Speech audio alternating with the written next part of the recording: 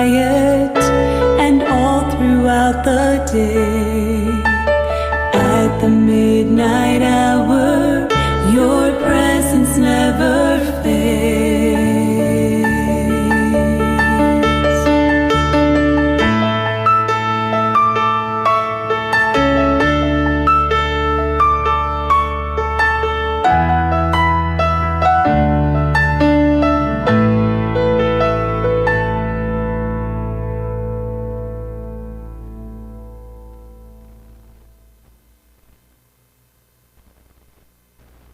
The Savior left his sweet home above, came to redeem by love, wonderful heavenly dove. Just think how he loved us, dying upon the cross, bearing the pain and loss. What a great Savior is he, our great Master, Savior, sing his praises, sing his praises, bow before him, his name, magnify his name, let the whole world,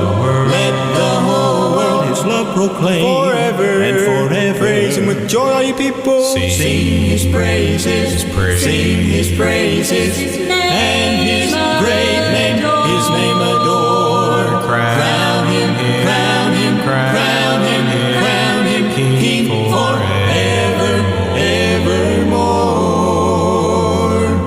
Let every heart his great name adore, praising him more and more for the cross that he bore. Just think how he loved us, willing to die alone for our sins to atone. What a great Savior is he, our great Master, Savior, sing his praises, sing his praises, bow before him, his name, magnify his name, let the whole world his love proclaim forever and forever. Praise him with joy, all you people. Sing his praises, sing his praises, and his great name, his name adore. Crown him, crown him, crown him, crown him, King forever, evermore. Crown him, King forever.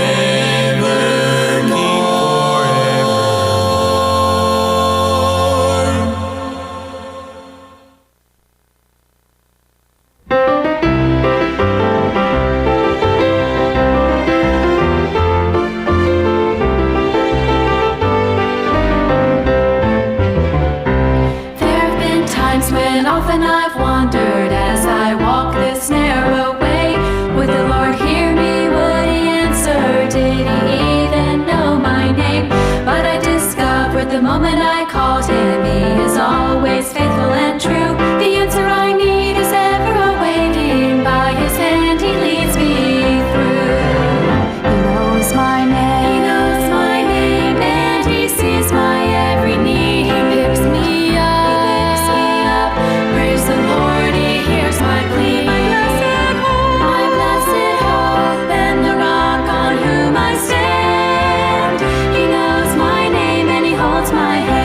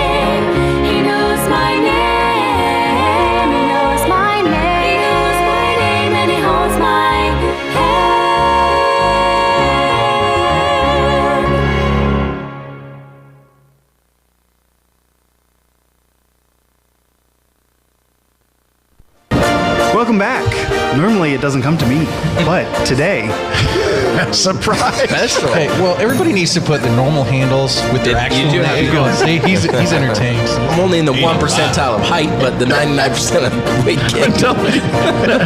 Dave, we have hot tamales. Get fired up. I knew this was a good move. Go ahead. Honest, I actually don't know what happened. Well, this is stupid. That's fine. Whatever. Just you're exposing your idiocy. You've heard it here first, folks. We'll be right back.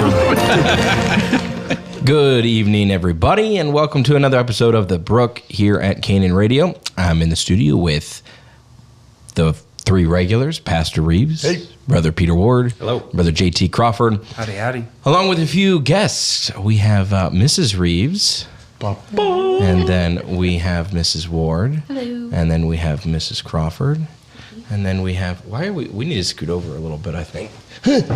Nope, wrong way, wait. Yeah, you were right. We'll have to do that on a break. And my wife is with us as well. But we are glad to be here, episode 5 today. Amen. Yep. We had a great week, Vacation Bible Camp. Amen. That's good, man. We have some pictures queued up for that. That's sort of was gonna be our topic to talk about on Don't Be Trippin'. We're my bad. That's all right. We're in between. Last week we finished with, the bus conference. So we finished with the bus conference. And then we have a bunch of construction in between the bus conference and when was the last day? See, March and April, we were doing construction on the offices, but I can't find any pictures. So we'll have to gather those pictures and figure those. You want them next week? Yes. All right, I can do that. Yes. Next week, I'll give them to Yes. We'll give some shout outs to those in the comments. Hi, Pastor.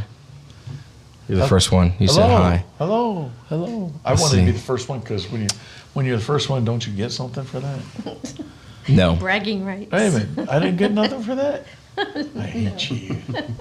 I can't even see it. See what ballot's coming. Where's Brother Ballard at? Let's He's down there. boot Nope, this I didn't guy. get nothing. Don't boot Brother Ballard. Brother, all right. So we've had an epic battle going on. Let's see. Yes. Brother Ballard texted me and asked if we were doing the Brook tonight 6 minutes ago, and I just got it. But he figured it out, though, because he's on YouTube. So we've had an epic battle for first, second, and third place with Canaan Radio. And Brother Ballard won. Yay. 562 listens this week. Good job. And then second place is me. Thank you very much. 544 listens. And then Emily, who was going to comment, who was going to shout out, is 540 listens. She's in third place. That Brother Smith drops out of the top 3. Oh, You yeah. hate to see it. I feel like a lot of people listen this week. Yeah. Because I had like 80, almost 100 songs somewhere in there. I'm like 18. I was like, man, Yeah, I don't even know what I was. Yeah, 10th place is 137 songs. shame. Yeah. So, It's been a busy week. Yes, yes. so you got Dan, Andrew, Tiff, Damien, Mariah, and Rose are the last 6. So, there's your Rose is top also- 10. Right. I mean, I have no I'm idea. No, guessing last Rose name, it is starts also- with F. Rose F. Oh, maybe not. So, it must be somebody else Oh, dude, no. making the top 10. Man, I feel like we're blocking the prettiness here. It's okay. There we go. Isn't that better? That's beautiful. That's good. wonderful. Changes It's gorgeous. Right. So, what do we talk about this part again? We don't talk about anything unless we have something to talk about. Vacation Bible School. Well, that's he nice. said not until the. Let's just go to Don't Be Pastor, Trippin' Are you then. tripping? All right, let's be tripping.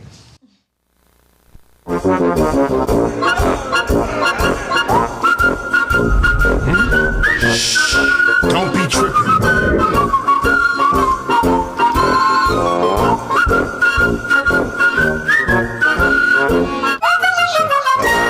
You didn't do the shout-outs. You started with. We're back. Yeah. We had Vacation Bible Camp today, or this week. And David's going to tell us about it. We're just glad to be here today. We're a mess. Vacation Bible Camp. Let's see here. We got this is not in any order at all, but this is the. They never are. This is the. Yeah, this is Friday. The penny offering versus the girls and the guys, and this year the guys took home the victory. Somehow. It never has Just happened before. put a smackdown on the girls. Epic. They the won girls Friday? They won Friday. The girls won Friday, but we won. It was 2-2. Oh, the It was amount. 2-2. Yep. So 2-2. it went down to the amount, and the boys won. I wonder how that happened. Yep. And it's pretty great. This is one of the activities that we have at the camp. Paintballing. There's a bunch of kids on the other end of that barrel. Just kidding. Yeah. This is lunchtime in the Camp Patmos Lodge. Mrs. Reeves did lunch this year, and she did awesome. Yes, thank you. We enjoyed that. Whoa. And that is Hannah threatening everybody. And if they- she's preaching, bless God. Charismatic. Yes. There's Brother Damien and Brother JT. That was the first day. That was Tuesday, and it poured from, I don't know, pretty much From since 8 in the morning. Yeah, from 8 in the morning all the way until like 10:30. Yeah. And then it just stopped, and we were able to still do everything outside. But this is the epic skit that we had this year with Evil King George and George Washington. That's Thursday. Float taken apart and put back together on the platform. Mm-hmm. That we won. Wait, yep, Oh, wait for it. Yeah. it's back. You're right there. It's back. You can go to the next picture. And that's more penny offering. Go to the next picture. That's during the penny offering. The guys are going up to the bank, exchanging all of their all of their Coins for silver coins for pennies, or cash for pennies, or gold bricks. You get 5. If you have $5, you get a gold brick. Genuine. A genuine gold-plated paint sprayed gold brick. Plated. They're fired up, buddy. They were fired up this year. I don't think they've been as loud as they were this year.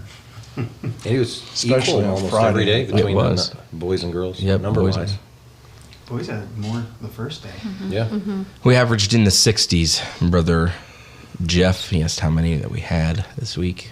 Here is Victor. 70. Oh, yeah. yes. Sad. Do we have that video? I don't even know who I don't took think that even video, but we recorded did it. something new this year. Before we dismissed out of the chapel, we had an all-American eating competition each day. It looks And like so it's a on Tuesday, we disc. had an American pickle eating contest. That was good. And we got big old pickles. And this was the workers against 2 guy workers against 2 lady workers. Are And pickles American?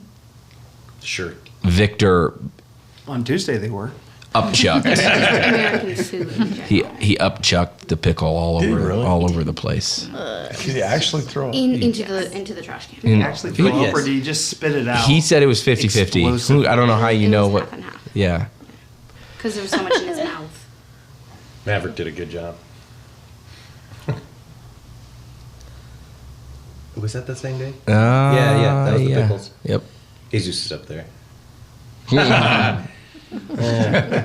Why? We picked a bunch of little kids to do these. It was different. Because the age boys groups. wanted to win. You can go next. Because, yes, the boys wanted to win.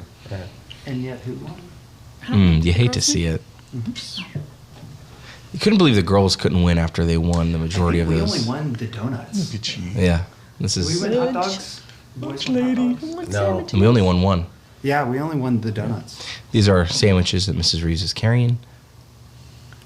I guess the boys like to save. You should have tried Yes, celery stick. Pastor Reeves is eating the sandwiches. The girls He definitely was would my have. right-hand man. That's it. Girls are more aggressive when it comes to eating. There's Brother Dave. Brother Dave came out and helped every day. He drove Yeah. Dave loved one it. of the buses. He's like, this is awesome. This is Miss Christie teaching a Sunday school class. I don't know what was she doing. She had everybody. We were doing Pass the Secret. Basically, it's telephone. That's what girls Don't need. gossip. Was that the second day? Or the last I day? think it's the third. Third Thursday. There's Brother Dave helping a kid put on his shoes. It's Brother Ricardo He's blending into a tree. teaching the class. There's Preston flying down the water slide with Ricardo pushing him. Ricardo pushing him. Give him a little extra boost. Some trouble. of the kids. That is just trouble. that is a Template line trouble of right there. trouble. These are our great, fantastic looking Vacation Bible Camp T-shirts. These 5 guys are going to be the new pastoral staff. Oh boy. God bless you, David. Yeah. Good luck. Yeah. There's Jewel I was Demonstrating. thinking it. I was just like, saying fire. Fury. Yes. And Victor taught us first class. Did he He really? used to be the one sitting there being taught. This is his first time that he taught this year. He used to be in the line of trouble. Mm-hmm. Somebody should tell him to It should- I shut think up. that's He the won't last get one. power Is it of the God last on his one? message. All right. Now we have a video. Since the guys won, the girl worker got punished, and we rounded everything out with a human all-American apple pie.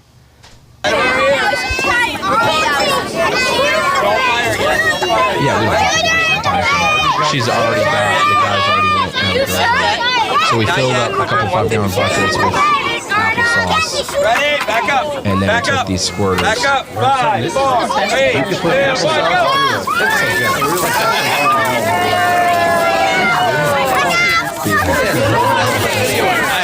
All right, put it back. Put it back. Go sit down.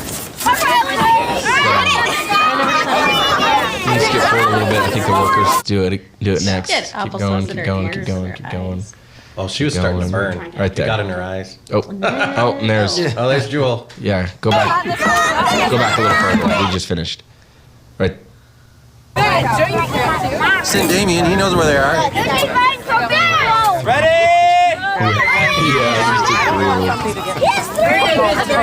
Everybody got one? 3, 2, 1. I can't believe you did that to All right, a put it lady. back. Oh, you hate to see. Oh, mother. Mariah, how does it feel shooting your own daughter? So, and then let's see if you dump the rest of the applesauce right on her head. But it did taste good. It was cinnamon flavored. I mean, there have been worse punishments. For sure. I told Brother David next year, you might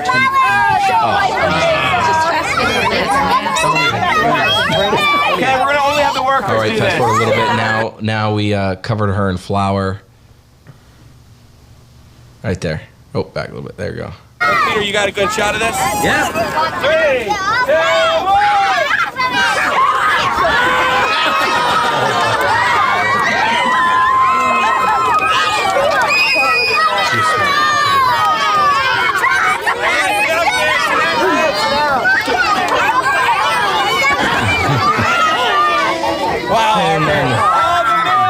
Some See that sister.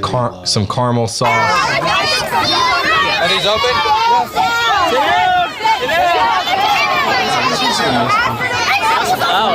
Ready? And 3, 2, 1. It smelled pretty good, actually. No, don't do it up or down. That's clean. You've never looked so delicious. You smell really good. You smell really good. This is way better than the hot dog. Nice, some graham cracker. On top. We could have got some whipped cream. I think we got. Yeah. Pretty much. Dumping it down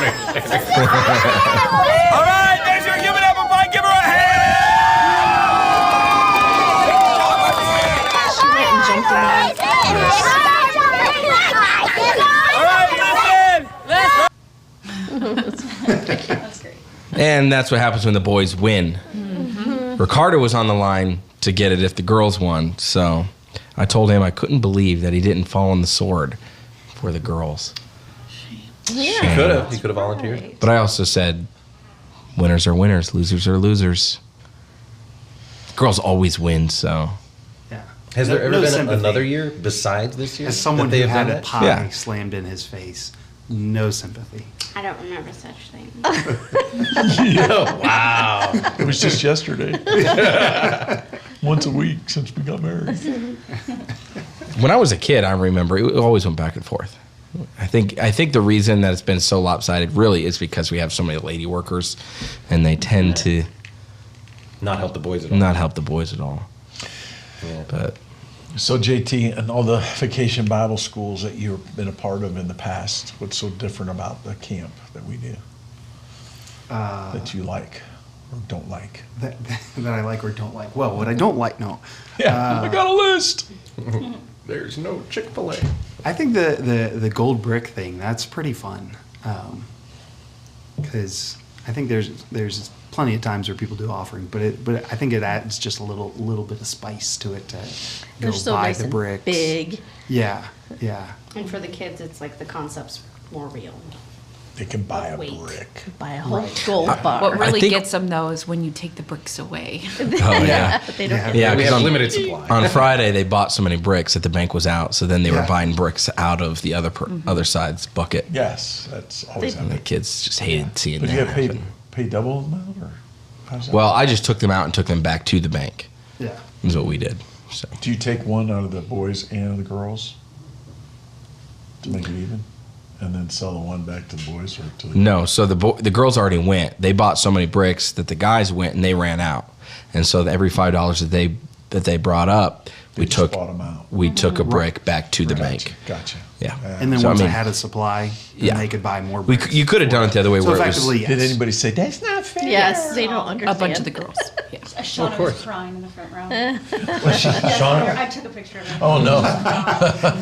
She thinks that they're cheating. They just don't She understand. bought, or But she the girls brought, went like, next that day afterwards, too, and she so just- Yeah, she She brought really like wanted to win. $40. Yeah. Oh, yeah. Shauna get brought. that. Cole brought 50 apparently. Word. His dad had a big jar that they. He is like, ransacked. do I count it? I said, well, Christy already counted it, so I guess we'll trust Brother Christy on Ballard this. needs to implement that offering, the brick sales and stuff in the motorcycle ride. Yeah. ministry. Yeah, that'd be great. What about you, Pete? All the years you've done Vacation Bible School. What is the awesomest thing? I think it's the making a human apple pie / human butter brownie jelly. or human peanut butter and Hot jelly. dog. Yeah, human hot dog. I've seen a human hot dog before I came here, but none of the others. I like food. Do we did a human moon pie one year? What was it? That was last year, right? Golden Nugget year was kind of gross, but Oh yeah, not that yeah. was just kind That of was gross. But it was just watered down nacho cheese. It's not a good idea. Nacho So, cheese. yeah. Damien's That was utmost favorite is the human turkey gravy. We didn't do that at camp. Oh, Did you guys do Vacation Bible School in Japan? We did smaller versions of it, and it wasn't regular. We Like a did. two-day I can thing, remember or- 1 or 2 meetings where we did that, but it wasn't for more than a couple of days at a time, from what I remember. Maybe we did more than that, but I know we helped. I think at another church. Did with Independence do Vacation Bible School? that. Oh, Independent, yeah. They usually did something in their gymnasium. I remember helping. One was a Western theme one year. The sets were very heavy. Someone had donated a whole bunch of timber and lumber, and we had the bright idea to screw it all together on the floor and then try and lift it up. That was a bad idea. What about you? We had Vacation Bible School growing up. Yeah. I didn't have it. I don't think my full time through elementary school, and I don't think they do it anymore. But the water slide here, I mean, you can't beat that. Our Vacation Bible School was at night, so I mean, so the difference yeah. is the Vacation Bible Camp is during the day. It's out at camp. Ours was at church, obviously, just in the gym. But the water slide is awesome. Kids love it. Pastor went down last day. That was fun. I don't know if you have the video, Yeah. but I did have It that was video, great. but I don't remember if I Yeah, it's put it your on. phone. I don't think I put it on Oh. the Oh. computer. I want the Flip- one of I need you to flip it. going down because Yeah, Pastor almost destroyed I me. videoed David going down, and I guess he had his hands up. He hit it. I flipped the phone. I caught it right as Pastor went down. Yeah, he almost made a human pancake out of me. But What- right before I fell into the water, I turned around and I saw him coming. So as soon as I hit the water, I started rolling. Like, get out of the way. I thought for sure I was going to plow right into it. Yeah. What about you, Mrs. Reeves? All the years of Vacation Bible Well, that's School? one of the things my dad loved doing, Vacation Bible School. That was probably our biggest thing that we did besides a Christmas play. But my dad had a creative streak. So he would put sets in the baptistry, on the back of the baptistry wall, and he made these homemade puppet deals and recorded all of the puppet show. Mm-hmm. You know, it would last a good 20 minutes, half hour, probably about 20 minutes. And it would be like Ahab and the fire coming down from heaven. And yeah, it was... Jezebel. It was Jezebel? And we would have like 300 kids. I mean, we'd have attendance of like 300. We were a small church, so... Give that us was one of like your our old big deal. voices. Oh, I can't think of one. Yeah, I did do Jezebel. Yeah. But I couldn't remember what... I did a lot of the voices, so I had fun doing that. There's that one. The song. Oh wait, what was that from? That's From a Christmas play. Never mind. But it was in the evening also, so it was quite different. We didn't have the church, the staff to be able to do during the day, so it had to be all volunteers in the evening. I can remember my parents just being so glad when Vacation Bible School was done and dreading it, like when it was coming up. And I remember being like 12, 13, 14, thinking, why? We should do this all the time. It's so awesome. And now I'm like, yeah. It's definitely 1 week something is that great. when you're younger, you have to establish it as a tone in your church and then train the young people. Like, we have a host of young people that I think just eventually, you know, you can let them run it. I'm looking at you. You can let them run it. I know I'm not running anything anymore. So it's kind of nice. My shoulder hurts. Your shoulder hurts? Retiring. Yeah. Never mind. It was supposed to go with all that, but Anyway. it was a great week. Was Yes, it was. Salvations. Yep. Had visitors, had souls saved. And how many did we count up? 21, 22, I think, souls saved. Yeah. So over the last 4 days. So And they've all already been baptized. that's true. They just didn't know it. One of my ladies in Ladies Soul Winning won her first soul this week, so Amen. that was neat. It's exciting. That was good. I think everybody was kind of used. I mean, teens were used to win souls, and Lady Soul Winning group all in there, and of course the staff. So it's kind of nice watching everybody be busy about the Lord's business. Huh? Amen. Well, that takes us to Break time. a break. All right, don't forget, you can request a song by texting us at 920-940-8275, or you can send us a message on social media. We'll be right back after this song, The Old Time Way by the Old Time Way Quartet. In this modern age world that we live in today, blood-bought believers are thought of as strange. They say we're living our lives in the past, and without change or compromise, we will not last. We're set apart from the world and its ways. I gave up that old life the day I was saved. I'll take the old time way.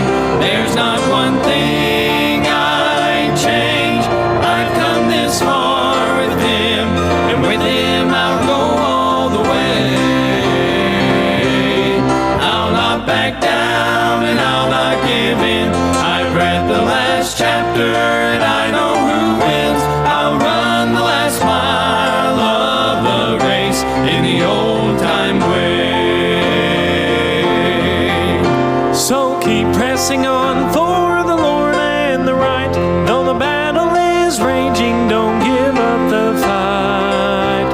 For now is the time and this is the place to stand here as one and boldly proclaim. I'll take the old time way. There's not one thing I'd change. I've come this far with Him, and with Him I'll go all the way. I'll not back down and I'll not give in. I read the last chapter and I know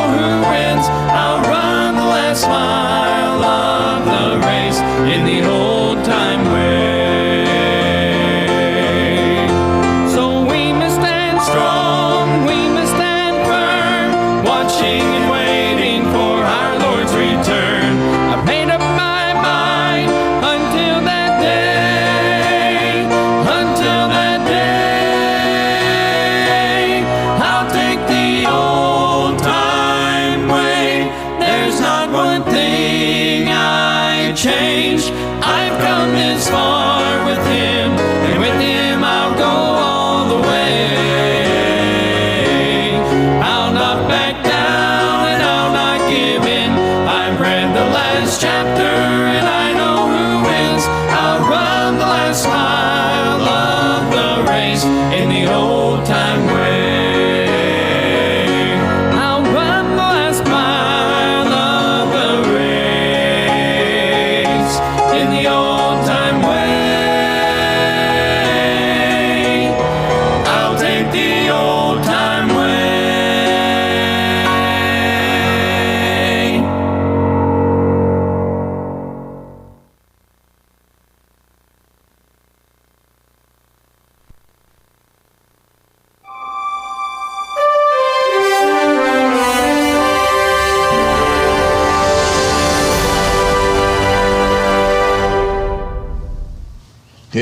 Issues of life. On the Brook, we're just going to keep going, and this new subject matter is on marriage, the marriage years, learning sacrifice. If you ask 100 young people what they are looking for in marriage, you'll hear words like love, happiness, romance, trust, friendship, and compatibility. While those are all important, very few people will answer with one word that every successful marriage requires, and that's the word sacrifice.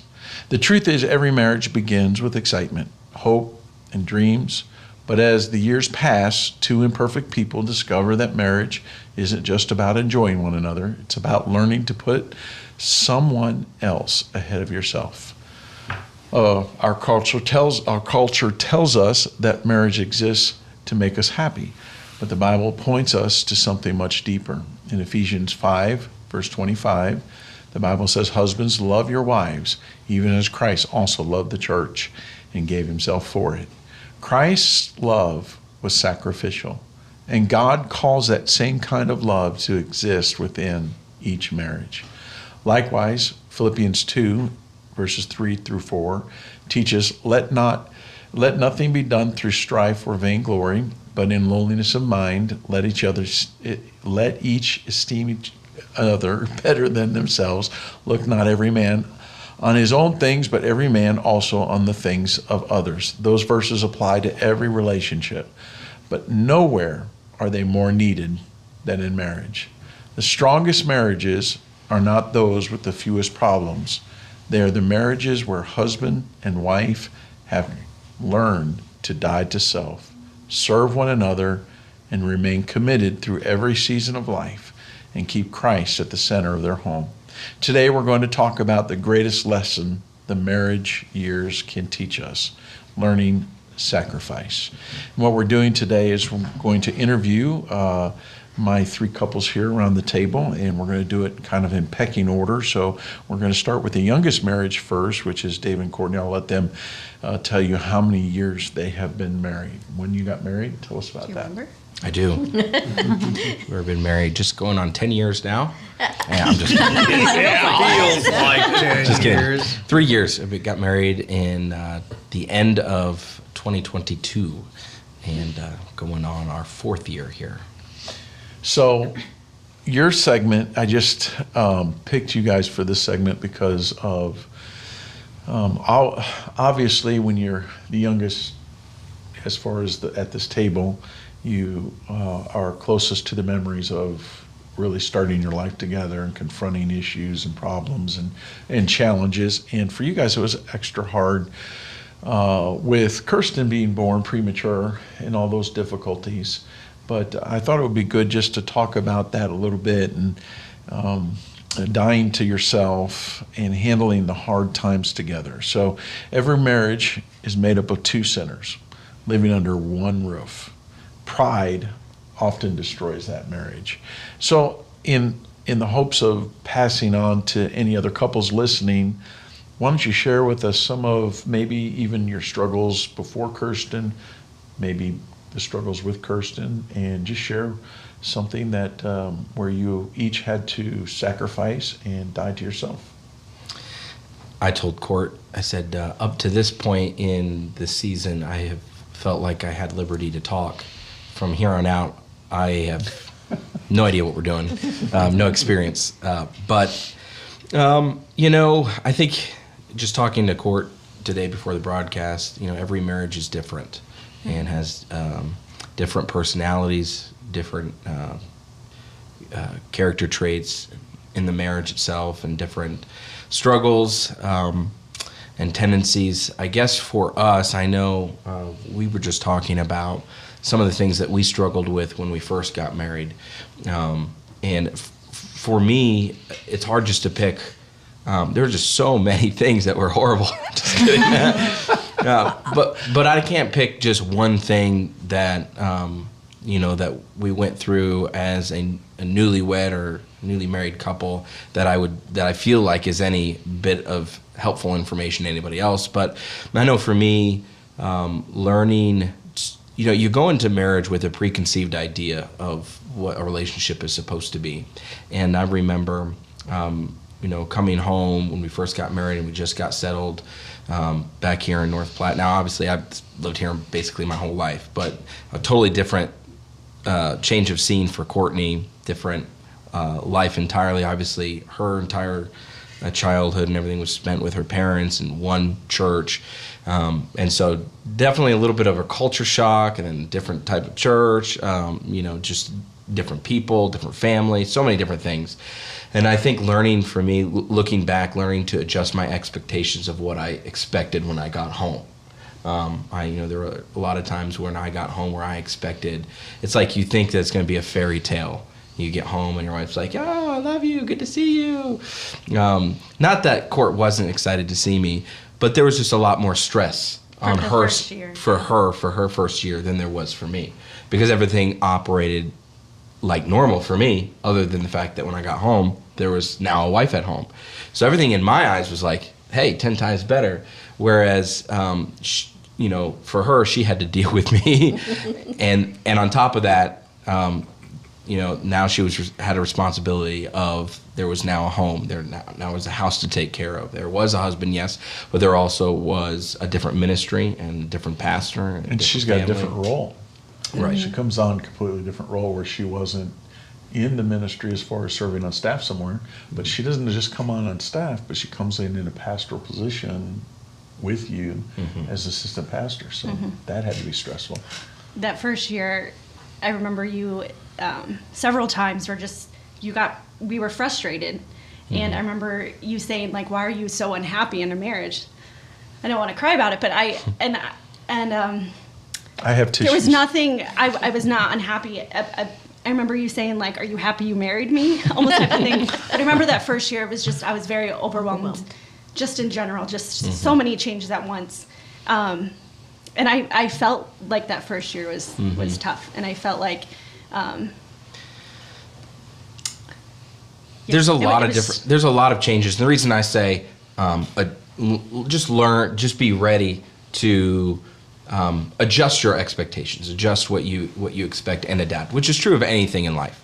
I remember being a kid, being excited about the first day of school. You're so excited. It's a new day. It's a new year of school. I got a fresh pencil box. So excited. New erasers, and then it's a weekend, and you're like, what was I thinking? And but it was no different than when we first got married, and not just the circumstances, but also each other. We're also learning each other, and it's funny because when I say preconceived ideas, you go into marriage thinking you know who you're marrying, but obviously you haven't lived 24 hours, not one 24-hour cycle with that person that you marry. And so facing that and learning each other's personalities on a deeper level, and of course you get to know, like you said, every marriage has two sinners. Ours, we were blessed because only had one. I don't know which one. Hey, on a serious note, she is better than a pencil box, right? Yes. Okay. Yes. Yeah. But but I think learning each other, and you get to see each other's weaknesses. And another, I think, plus to marriage that I have found that I never expected was you actually find your weaknesses. You discover what your weaknesses are more than you ever did before, mainly because she just tells you what they are. But I can remember we were talking a little bit about trying to, learning as a married couple how to navigate communication. And arguing is always something that happens in every household. And I remember at one point we were having a conversation, and I don't remember what we were talking about. I don't remember the details, but she would say something, and I didn't know I was doing it, but she stopped me and she said, one of the reasons that I don't like to have conversations with you is because you don't let me finish my sentences. You get that from your mother. Yeah, my sandwiches, yeah. And then she said, and another thing I learned was I am very, I think this is just a Reeves attribute, where she would say something and we're not even arguing. We're talking about a topic, something. And I'm trying to get my input put in. You're trying to make your point, and I don't even disagree with the point, but I have to take what she said and go, no, and make the exact same point again. It's better. But better. And she's like, why are you arguing with me? I'm like, oh, that's true, I guess. And you're always like, I agree with you, but...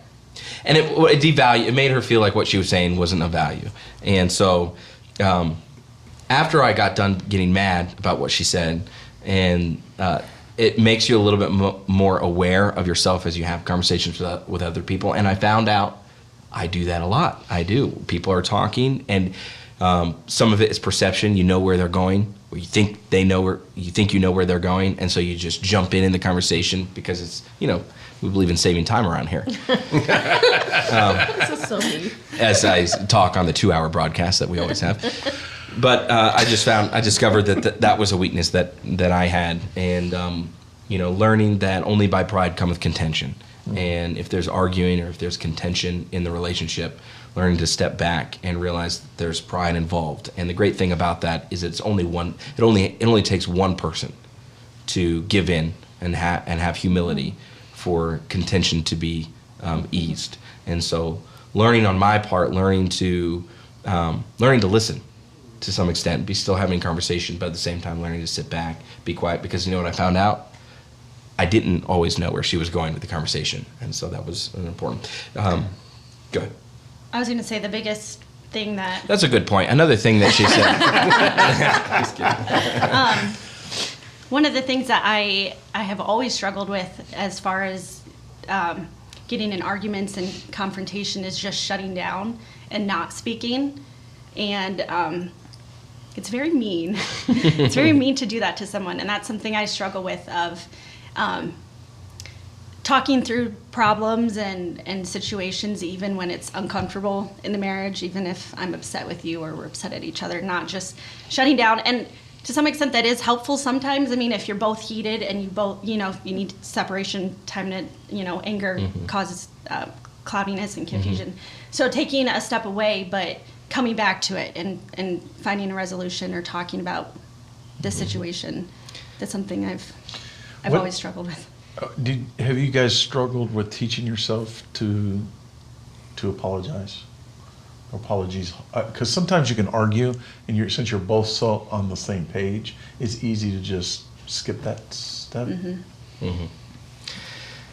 I don't know if we're really good at that. You're much better at apologizing than I am. I feel like I'm more stubborn when it comes to arguments and fights between us. I'm much more stubborn. But we also, honestly, we were racking our brains. It's all the things that we argue with are like, okay, so I say argue. Mashed potatoes. No, I'm just right about that. So yesterday, we get done with Vacation Bible Camp, and my shoes are caked with all the stuff from the flour and the caramel and whatever. And so I washed my shoes off, and the hose outside. Did you wash them? Okay. Say it again. Say it again. And but I needed you left the hose running because I came home and the hose is still on. I'm just kidding. But I needed to scrub. my shoes. Well, there you go. Yeah. Yeah, that's. This is a conversation. You know how they have the conversation stick or whatever. I'm holding. Every good marriage has a pair of those. Anyway, point is, I tracked dirt and mud through the house at one point. Okay, and so she didn't like that, and so that was our little argument there. But it wasn't much of an argument. So I mean, it wasn't anything that I feel you were like definitely wrong. because it was definitely an accident. And didn't mean it. Yeah, that's what he said. It's and- just an accident. Yeah. So I feel like, yes, learning to apologize has been important, but I'm also so loving this. This is so great. but also learning, I think exactly what she said. So in our relationship, our personalities, I am probably more of the contentious one. I'm the one that is not contentious. What's the word? Contrary? Contrary. Yeah, naturally contrary. Just naturally built to be contrary. And when we first got married... No, you're not. When we first got married, I remember she was somebody who is not... She's not a big talker. She's not somebody that's just going to philosophize about, the stars in the sky. And she just told me a story this afternoon about... We were talking about this, and she said, do you remember... I think it was the first year that we were married. You were scrolling. We were both in bed, and you were scrolling through news articles or something. And New couples. And you had, Yeah. you had come across a article about some kid who committed suicide, teenager who committed suicide. And I put the phone down, and I told her the story, and I asked her, so why did that happen? And she said, huh? I said, It's like 10 o'clock at night. We were laying in bed. I feel like that is pastor coming out. That is so funny. and I was like, I just wanted. So she got frustrated because she said, I don't know. She's like, I don't know. I don't know. He's probably on drugs or something. I just said Yeah, something. you said something like that. She's I'm on like, drugs. yeah, but I mean, really, why did it happen? I mean, I want you to use. I want to know. And so I got mad. I actually got mad because she wasn't really stopping because she wasn't taking her time that I designated as time to think. And I don't remember what happened as because of that argument. But for me, for me, learning just to be patient, and that there is, and I've said this a couple other times in the past, the biggest thing that I've learned from marriage is that there's somebody else that's involved with it. And growing up, you just, in your head, the other person is what you create them to be. And that's just not the case. That's just somebody who has different feelings, different emotions, different weaknesses, different strengths. And so, I don't know. Those are just some things that I have feel one like. more for myself. Go for it. That I thought of because Father's Day just happened, and I think as women, something we all probably struggle with, and as wives, but nagging. And I found out that Tell her you're I've always sorry. known that you It's not my fault. This one's not my fault. you don't like to be told things repeatedly. Mm. Even if I'm coming in the spirit of, so Father's Day was coming up and we still hadn't got a gift for Dad. And we were like a week out and I had already sent my dad his present and said, David, I need to go I'm going to the store anyways. Do you have a gift in mind that Dad would want? Give me ideas and whatnot. And he said, I'll take care of it. I'll take care of it. Kept bringing it up because, Father's Day's approaching. And I remember, I think it was, 3 or 4 days out, and we still didn't get him anything. Mm-hmm. And I got him something the day before. The night It was before. awesome too. I love it. Yeah, it all worked out. Yes, Yeah. but I just remember you got frustrated with me and irritated, and that was a little bit of an argument we had of just I have to remember to be not such a nag. There's verses in Proverbs, better to dwell on the corner of a rooftop. I think as women sometimes, even if we are coming in the spirit of I'm trying to help. I'm trying to be a week ahead of it and get this done for you. And I'm already going to the store, but just realizing when is the right time to bring up a situation. So if he just walks in the door and is stressed about BBC prep and, just reading the room and not nagging him when it can wait and I can bring it up. Let me ask you, I'm going to bring Kirsten into this, premature, born struggles, hard, difficult, all that.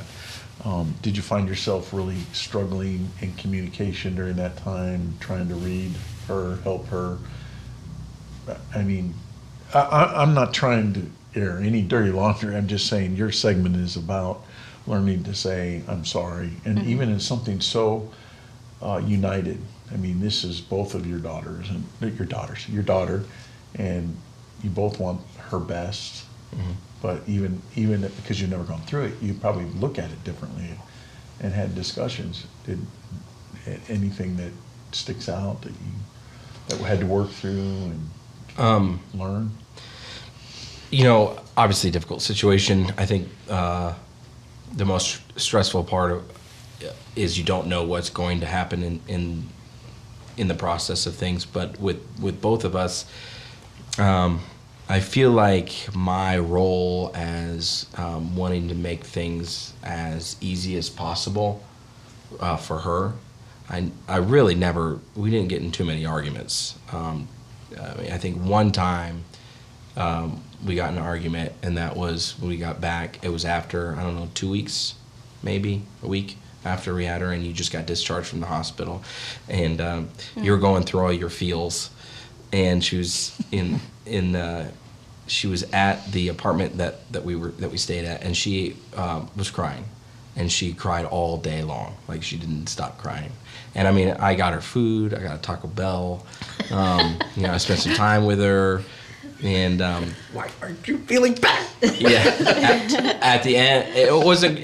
She was in pain. That was some of it. Obviously, the situation, hormones. She just had a baby, and it was just a crazy mix. And at one point, I told her, I think I told you to suck it up or something. I just was like, He's very stern with me. He's like, "That's enough." I said, "That's enough." Yeah, it was like 11 o'clock at night. So yeah. It was a hard day. Yeah, I apologized later. I think for that because that was obviously something that she was.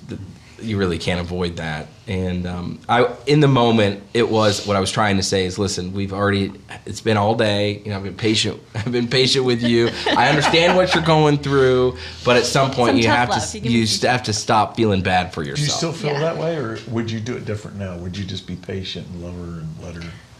Or did you feel like you needed to hear that? I think I for sure needed to hear that. You were patient with me through the whole thing, and just the whole situation in general. But yeah, going. And during that day, I didn't hardly talk to you. So again, me shutting down and just not wanting to talk to anyone or seek any help or comfort in you. And I remember you tried to cuddle up to me and try to talk to me. I was just not having it. And but it did help me snap out of it. No, I wouldn't do it again. No, I wouldn't do it again because I looking back, I know everything that she went through, and there's no way for me to describe it so people can understand.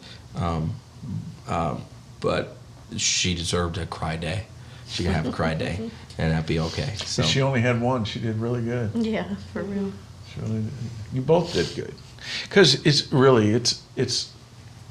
a unique set of feelings and circumstances when a man, he needs to understand what you were explaining. She deserves that one day.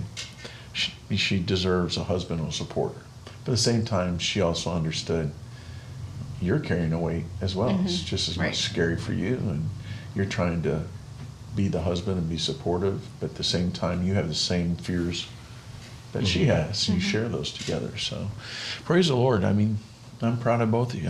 I enjoyed hearing some of those stories. I didn't think you guys ever argued.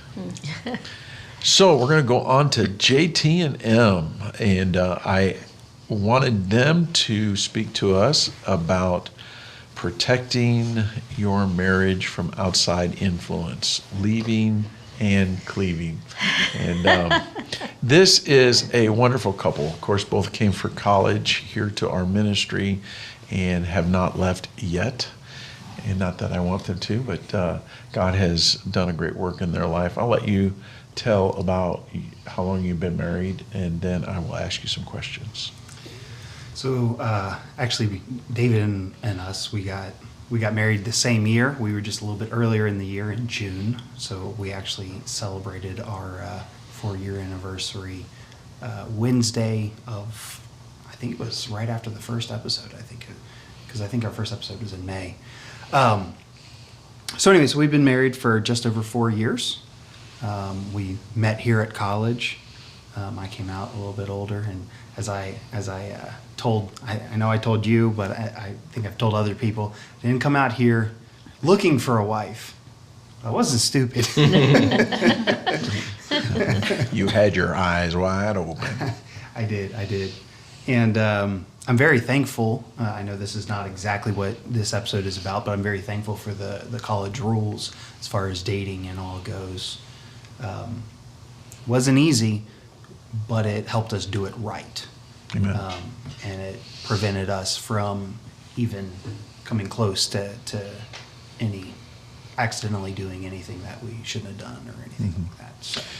So in this idea of protecting your marriage, obviously the male role is the protector and to oversee that. But I know that Em is very strong in different areas of her life. I've experienced that, to watch her grow in the Lord and some of the stands that she has taken. And I've always seen her and her sister have had to make decisions that were contrary to family members and friends, and that's not an easy process for a single person, let alone knowing that when you get married, there will be some draws by family members and people that have opinions and things like that. So talk to us a little bit about maybe some of the guards that you guys have put up, friends, work. You work a secular job. You used to be on staff, and through my counsel, I told you need to get a job that can make some money and show her dad that she couldn't move in the dorm with me. Yeah, that wasn't going to work. So yeah, you're going to have to protect yourself in the area of work as well, social events maybe that are available. And then both of you did not have a big social media activity life before you came, so that really wasn't that hard. But then tell us maybe a little bit how you protect yourselves morally. So I'll let you take it from wherever you want to take it. So the first thing you mentioned is family, and I think family may have been more of a draw for me than for her, even though her family is closer.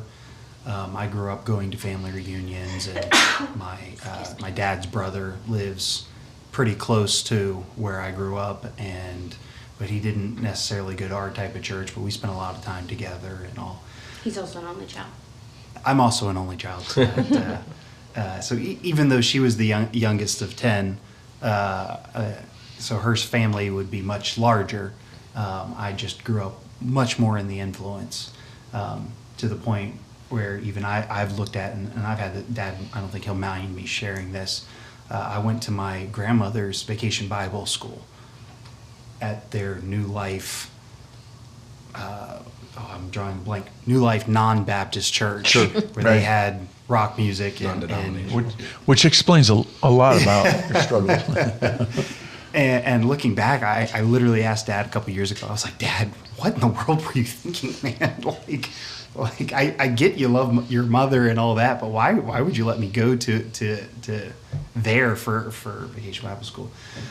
So I think there's some maturing that's had to happen now that we have our family. You know, I love my parents, but this is our family. They're our extended family, if you will. Leave and cleave.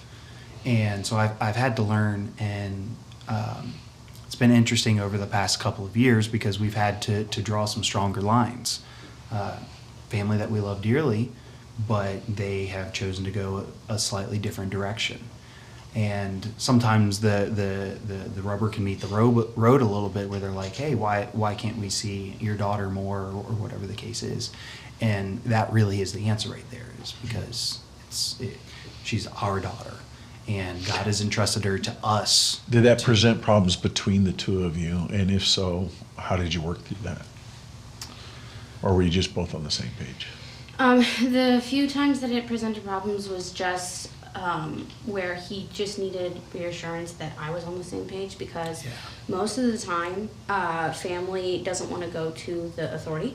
They want to come to me and text me or call me, and I'm like, I don't want to answer it, and he's like, no, you need to answer it. And I'm like, I don't want to. So just bringing it to him, he more was like, okay, what are you thinking, and let's work through this. Are you going to follow my lead on this, or are you gonna buck it because it's your family? Mm-hmm. And so any fights or frustrations we've had is if I go ahead and answer my family members the way I think, and it ends up actually not being what he would want. So I just need to make sure I check with him on what he would how he would want us to handle things. Mm-hmm. And overall, it's not because I'm trying to circumvent him or lead our family in a different way when dealing with in-laws or friends or anything like that. It's just that he needs to know that I'm going to let him lead, and I'm not going to get emotional or resentful against him if he does say no or yes. Would you say that sometimes those mistakes are made just simply because you haven't had the time to talk about the subject matter, or you just choose not to, or I know she probably perceives how you stand on something. Sometimes it is time of he'll be busy and I just get caught off guard. Gotcha. Other times it's She I'm would like, well, virtually- in the past we did it this way, and I just like overthink it. And so I'm like, well, I'll just answer and then turn to him and then tell him. I already took care of it. I never have thought you But- were overthinking anything. But he's like, no, you actually should have talked to me before you Yeah, answered. and so sometimes there's cases where she's just like, you know what? No, we're done. I don't care, and I'm just kind of like, hun, whether we like it or not, they're family. So Right. let's bring a little bit of balance. No, we're not going to renege on our responsibilities of raising our kids, but at the same time, yes, we do need to watch the influence and the direction and that sort of thing. And so just trying to walk that fine line of, we're not going to totally cut off all communication, but at the same time, we still need okay, Father's Day. Yeah, we still need to send a Father's Day card. We still need to go and say hi and give all the hugs and kisses and all that. Sure. One day they won't be here. We need to do all those things. But at the same time, no, we're not going to give in and give our child over for a day to be raised by someone else who did not go the direction that we want to go. Mm-hmm. And I've proven that over and over again. So and it's that challenge of family has kind of crossed the line into the reason you have to make decisions like that is because you're looking at the future of your children. Yes. Yeah. Yes, exactly. But Yeah. you're both on the same page as that. You both have Yes. the same, I think, interpretation of what you want as far as the best for Danielle and Joey. Yes. And then even before we had kids, because like as he said, I am the youngest of 10, and I've had to make a lot of socially for my family. I've had to make a lot of decisions early on. Mm-hmm. So when She saw the directions that they went. yeah, when my siblings would do something opposite, I would have to confront them on that, and I had to do that when I was really young. So he sees me with my family members and is like, "You're so mean to them." I'm like, "It's nothing new that they haven't heard. Like I've been like this since I was really little, and we've been having these arguments and stuff like that since I was young." And so for me, I look at times with family even before we had kids and went, okay, do I really want my husband around my sisters that are immodestly dressed if we go to this place or this place? Do I really want to be around my brother if he's going to cause this issue or this issue? So I already had to have a plan for how to handle my family when they were not doing either what was right or when they would do stuff that would be wholesome, but they themselves in their own conversation would bring up snide remarks. So you're experienced, and JT's the only child, and he's not as experienced making those separation with family because it's really just dad and mom for the most part. Mm-hmm. But do you feel like this marriage has become the balancer because he is the leader, and I think sometimes if you carried on some of how you handled your family before, do you think he's balanced you out some and made you a little more patient? Yes. Do you think she sharpened you? I think so. I think there's something that happens when you get married that I think happens more so for a man, and that it matures you. And I think, and I don't want to say that doesn't happen for a lady, but I think it very specifically happens for a guy, just because Sobers you you're up. so used to just eating nothing but hot dogs all day every day. Who cares? Something wrong with you that? get married, right? That's what I'm saying. You get married, and she's like, "Hi, these are vegetables," And, okay, that's a dumb. Not from a can. It's getting real in here. And that's such a minor thing, but that reality really, I think the Lord designed it that way on purpose. because us men, we'll work till 12:30 at night, and the wife is like, "Hey, you coming home?" Right. And it helps balance us. So I do think that some of her strength helped, but also just getting married has opened my eyes as I'm starting to think about, okay, what I choose to do doesn't just affect me anymore. It affects her, and now that we have 2 kids, it affects Danielle and it affects Joey. And potentially, if we have any more, those decisions have lingering effects that could then affect them. So just keeping all those things in mind has, as you said, sobered me up, if you will, to, okay, yes, we love our family, but at the same time, I have to protect my family. Amen. So. Anybody have anything to add? Did you want me to mention anything about friends or work? Sure, or I mean, anything go like ahead, that? yeah. So friends, I don't think that, I didn't really lose any friends after we got married. Most of that kind of, those weeded themselves out before we got married for the most part. And I think what my comment on this was going to be that if you stand on truth, your friends are either going to go the right direction with you, or they are going to separate themselves. They're going to suddenly, they don't want to hear what the truth is, and suddenly, they're an independent fundamental Baptist with grace or doctrine all of a sudden. All of a sudden, oh, but grace and mercy, and as Paul says, and I think it's Romans, what shall we say then? Continue in sin that grace may abound. What does he say? God forbid. Furthermore, speaking on marriage, this is my best friend right here, first and foremost. So, and I check in with her, not that she leads my life or anything like that, but I want to make sure that we're on the same page. She knows where I'm at. She knows what I'm doing. If I come out at camp to help with camp early, on Monday I came out to help a little bit. She's aware of what's going on in my life. And I think that's very important. As far as work goes, for the most part, I work with a guy. But there has been times where there's been a lady that I have to work with for an hour or two. Most of the time, she's old enough to be my mom or grandma, so it's not too big of a deal. But the times when it has been a younger lady, I have always made sure that I let her know and just keep her up to date of what conversations were had, what those things looked like. And I know for her... You also work with young ladies in the ministry. I mean, I look at you two and go, okay, it's like, that'd be the last thing I ever thought there would be a problem. But obviously you have relationships that you built here at our church with some moral high grounds. And you've just kept those in place. So you don't have times where you feel like, why are you talking to her? So I don't have times of suspicion of him liking anyone, obviously, anymore. But I like you. Yeah. I am the greatest good you ever gonna get.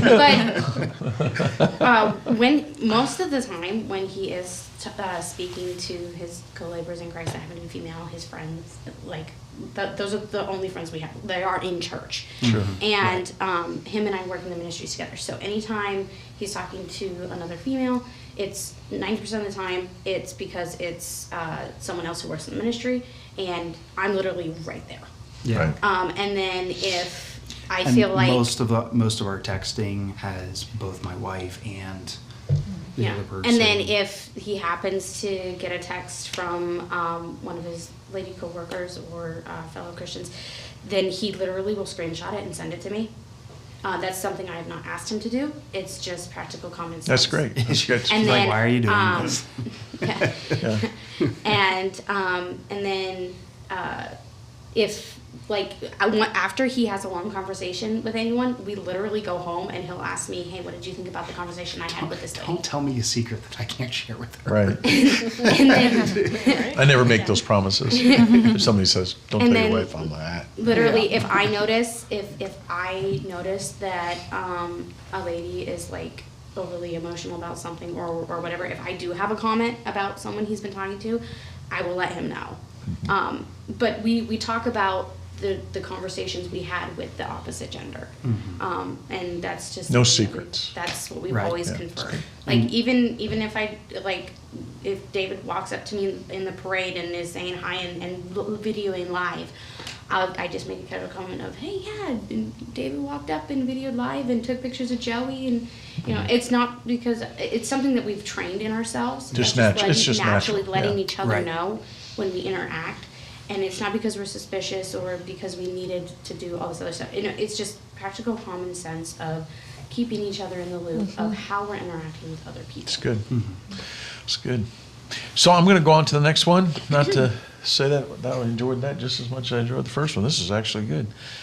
I'm shocked. But this third one, I felt like this subject matter was perfect for this couple, is Peter and Jewel Ward. Jewel is my youngest daughter, and Peter married her a number of years ago. I'll let you tell about when you got married and how long you've been married. Well, we've been married. We celebrated our 10th anniversary last year, so almost 11 years in a few months. It's been a long, hard road. It's been longer for me. Your marriage has been longer for me. Just kidding. You'll get your opportunity. But yeah, coming up on 11 years. It's been good.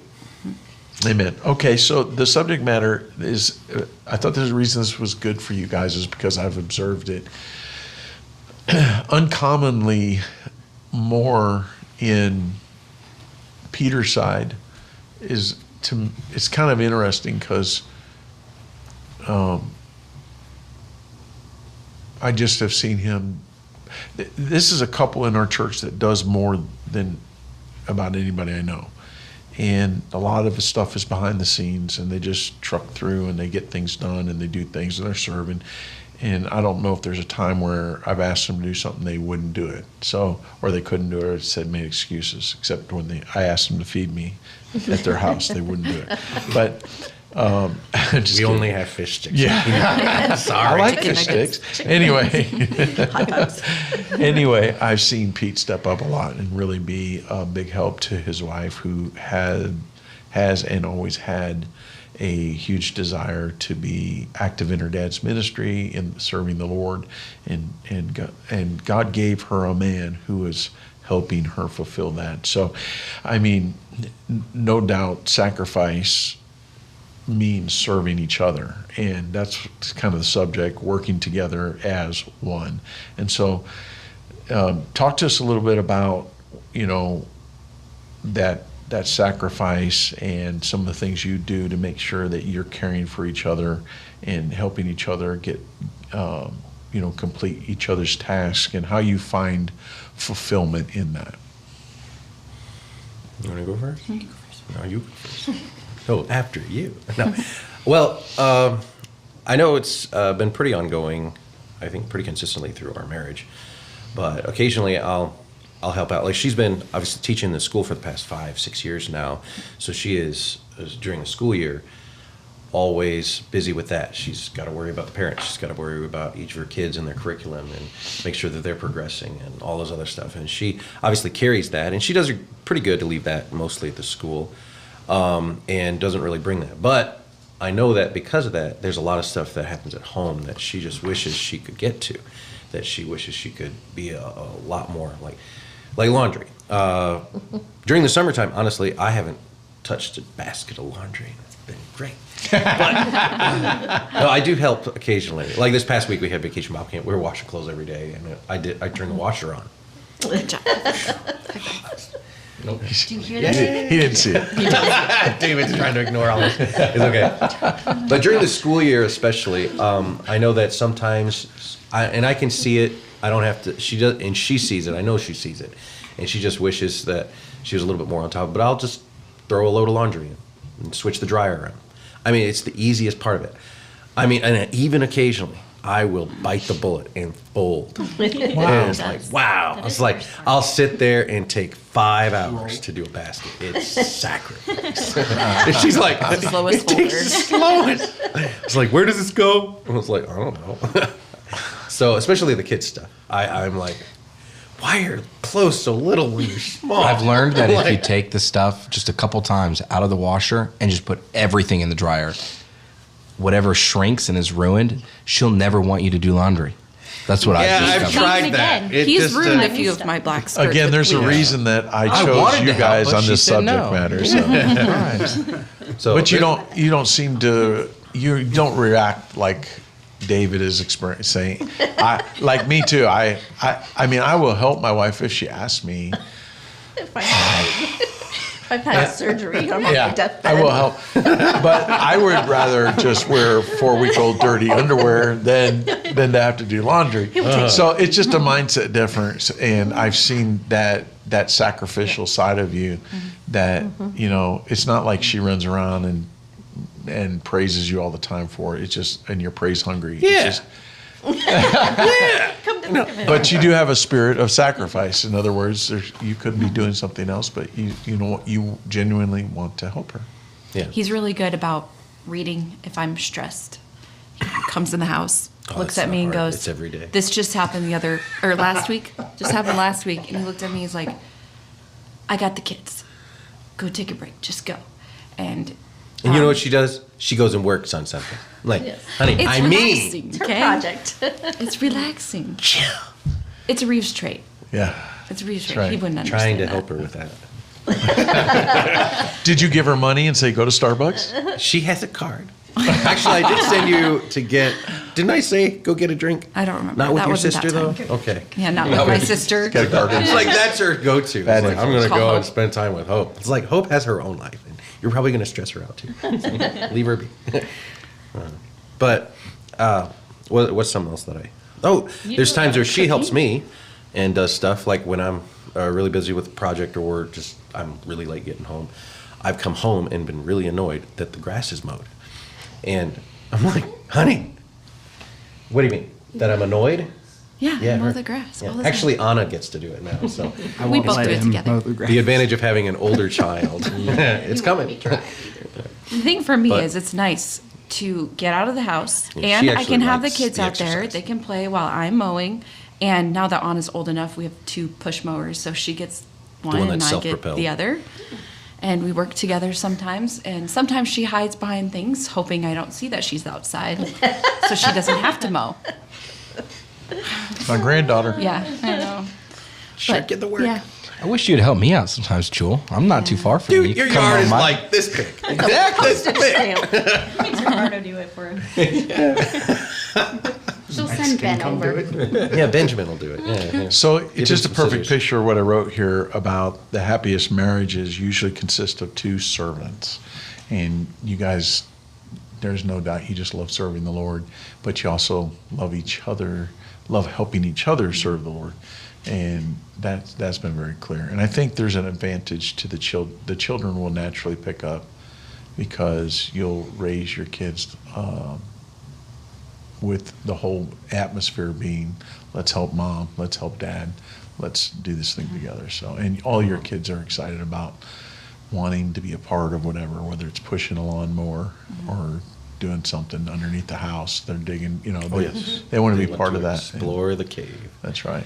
So are there any drawbacks from that? Like you bleached everything? I let her cook for me. That's probably That is true. a drawback. He likes to cook. That's just wrong. No, not that. No, she is an awesome cook, actually. And I love her And cooking. everything I know And I am about being completely joking on that end. It's just there's some things that she has picked up from her mother that I know are completely wrong. And Hope knows about them too. Such as, and I'm going to put this for the record. Hold it back. Hold your All hand right. back. Hold your hand back. Green beans do not belong in potato tot casserole. Thank you very much. Said it on the air. Do they? I agree with that. Thank you. We put corn in ours. growing Ew. up. Oh, gross. No vegetables. Hey. More vegetables the merrier. Filler. What do you put? You put in them your on the green side. banana? Oh, it's just the hamburger, cream of mushroom. Cream of mushroom and the tater tots on Tater top tots, or no whatever veggies. else. Sounds really good. I'll be honest with you. So boring. Casseroles in general can never be made again, and everybody will be just fine. Just wait till Lasagna. you You have live in a the dozen Midwest, you're not kids. getting So I haven't anyway, had my gravy train. No, it's true. I never did. I have trouble. She is not submitted yet in this area. We're working on it. You have to make his little corner of the I would casserole. have a hard I don't care. I would I just think it's hilarious. I would have a hard time trying to figure out when you're serious. Like, does she even believe that you don't want green beans in there? Yes. Yes. Oh. She knows that. And you're just being rebellious? Yes. Sometimes I'll leave them a little square. No, you won't. You're just like. How do you do that? You know, a little square is not enough. That doesn't Half work. of the pan. Half the pan. Thank you. That's one mouthful. That's one mouthful. That's my portion. That's all. Yes. Peter does stuff all the time that is, it's definitely different than how I grew up because Dad, it's kind of flip-flopped. Mom was always one making Dad the coffee. I wake up half the time during school and he's bringing me a cup of coffee before I'm even out of bed. During school. Not during school. During the school year. During the school year. Gotcha. You know what I meant. So, honey, wake up. You need this. I wish he brought me coffee during school. Third period. The kids called me. They said you were knocked out. So funny. You know what I'm trying to say. In the morning, I make the coffee, Yes, is what you yes. say. Hebrews, it is in the Yes, Bible. Hebrews. So that is what He we does a believe in. lot of things. Very blessed, and it makes it a whole lot more enjoyable when you have somebody on the other end helping. You don't feel alone, or like you have to do it all. I don't know how. No offense to Dad, but I don't know how Mom did all the laundry, taught us. She didn't. Did everything. You did a lot of Well, it. I know when I was older, but I'm talking about when we were younger. Dad would give I don't me remember. days off. I would have Monday off, and then in the middle years when you guys weren't quite that much help yet, I had Monday off and Friday off. So it was easier for him to get someone to teach Dad. school or teach in the school himself than for him to make me coffee in the morning and do the laundry and cook. But you have to understand, Mom is completely different. And she is a lot like Peter in the sense that it doesn't. She loves doing things for me, and it's not like I demanded anything. She just did it, and she loved doing it, and never complained about it.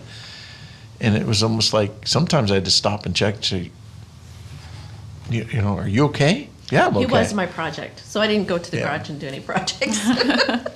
He was my She's always full-time cranking on me with a wrench, you know. Let me get this bolt just a little bit. Yeah.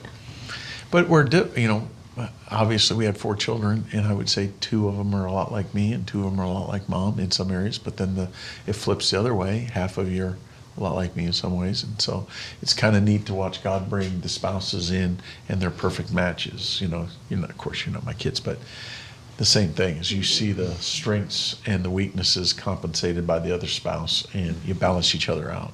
And but serving one another in the marriage and being sacrificial, understanding, hey, I'll drive the beat up car while you drive the nice one, or whatever.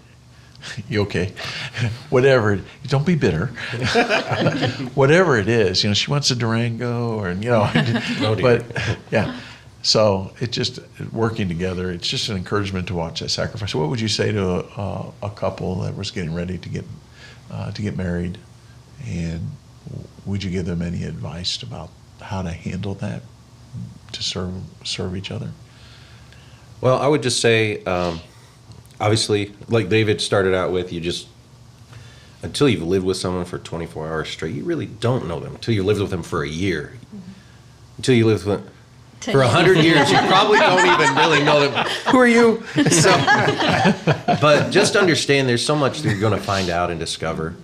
And if you believe that God has brought you together, then He already knows you completely. Yeah. And your strengths will complement their strengths as well as complement their weaknesses. And as long as you're willing to understand, first off, that God put you together, then all those problems are a whole lot easier to deal with, because you can just blame God. It's like, God, why didn't you make them know that green beans don't belong inside the casserole? They belong on the side. So, I mean, it's just, her upbringing was... Joe, I would encourage you, be a better wife and just keep putting green beans. More green beans on the side. That's all I ask. No, it's good either way, because I generally mix it up on the plate anyway. I guess that will give us a good headway into you two. How many years have you been married? Do you remember? Stop and think. 36. 36. Yes. 36 years.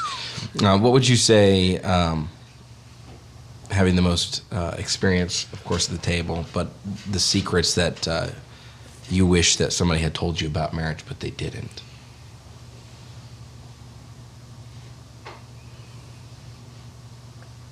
That's a hard question. We are stumped. No. I think what I would tell younger people is you stay at it.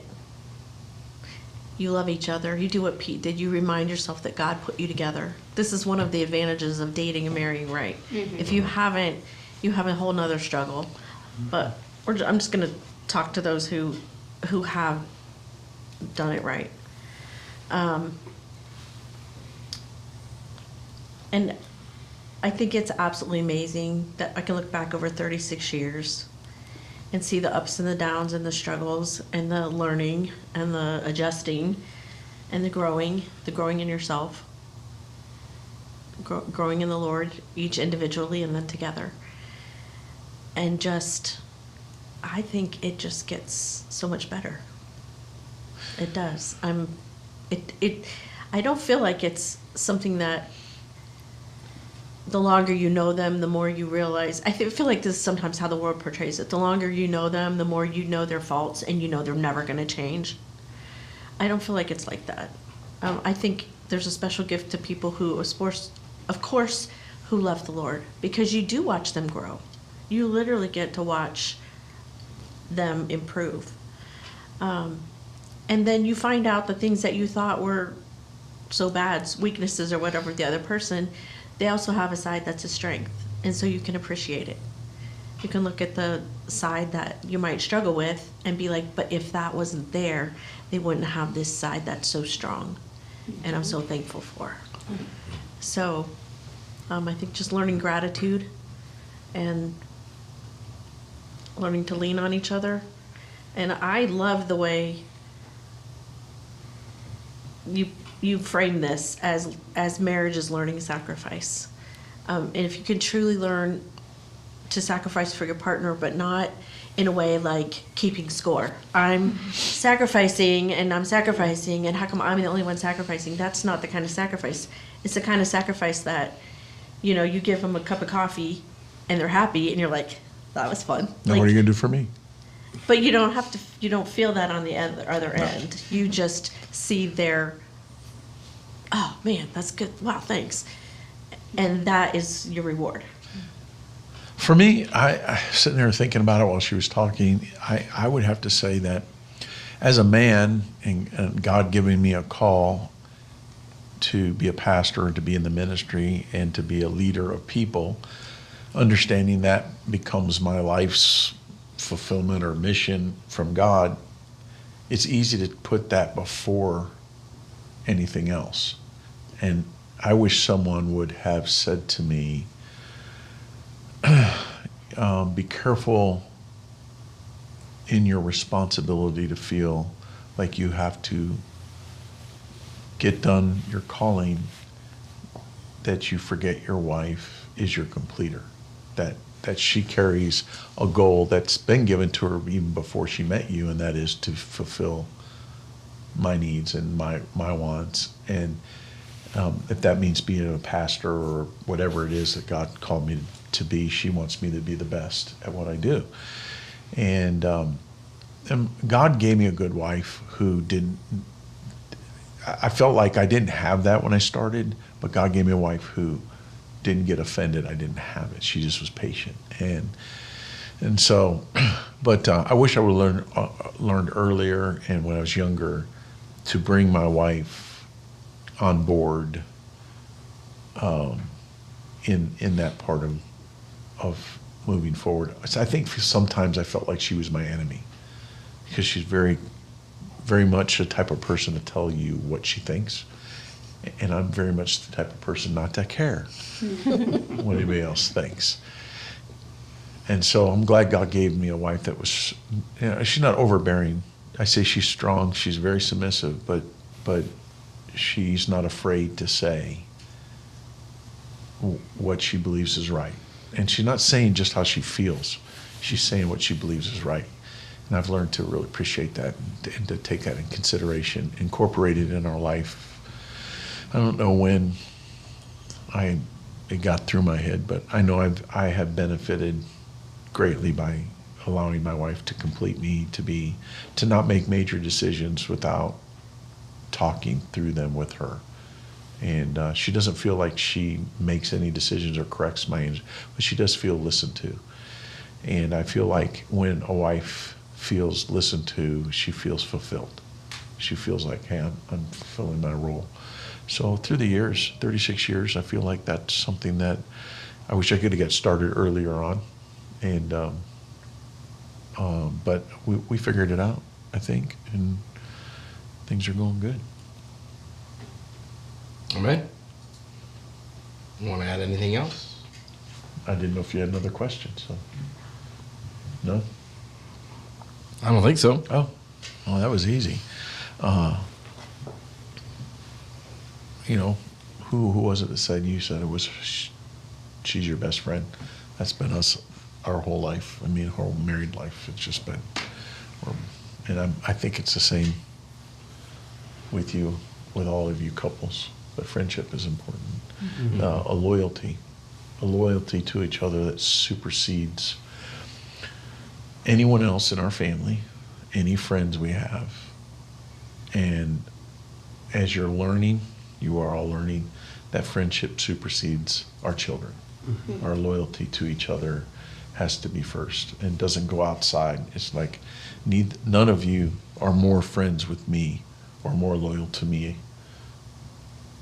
You're more loyal to your spouses, and that's the proper way to be successful in marriage, is to have that friendship and that loyalty to each other. And there's been times when it gets hard and difficult, but make sure you always surround yourself with leadership that will point you to working things out together. You have anything you want to add? Well, that was easy. Of course, you can't forget to mention Christ, the only thing that does supersede. Correct. So, does anybody have anything they want to add about this wonderful segment? I don't think so. I think that covers it. We'll go to a song and then we'll get back and finish our last segment. But until then, it's If That Isn't Love by Strength and Beauty Ensemble.